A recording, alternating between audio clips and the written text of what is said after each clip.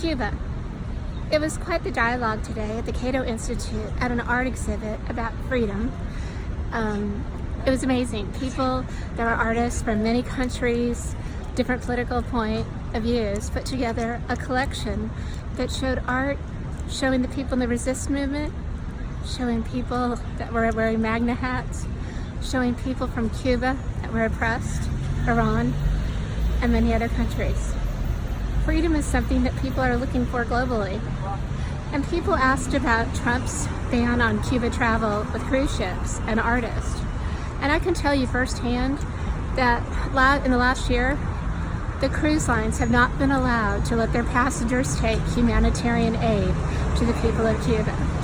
I've traveled to Cuba as a journalist, and I've seen people being denied to take things to the Cuban people. It's not right. And the Cuban people did think that we don't care about them. The truth is the people on those cruise ships have humanitarian aid, but the government is not letting the passengers distribute the humanitarian aid. I collected loads of soaps and shampoos. People in my community in Celebration, Florida, they donated bags and bags full. We got about a third of it into Cuba, and another third, the people that were distributing it were just great Americans that wanted to be helpful. They were put on a naughty list and not allowed to take the soap into Cuba. And the Cuban people needed the soap. I was told they needed the soap.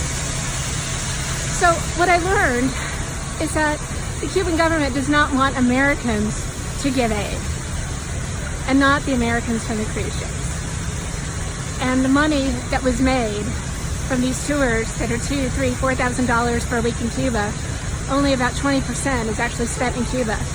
Most of that, actually a mid-level Cuban official was telling me, he goes, you know people in that FBI, you need to tell them about RICO. And I said, what are you talking about? And he said, these people, they're price gouging. We do not collect this much money. People are paying $3,000, $4,000 for a week in Cuba. This is not right. We are only getting maybe $800 total for everything. And I said, sir, it's capitalism. People can charge what they want to charge. Who do you think is creating this RICO? And the guy said, National Geographic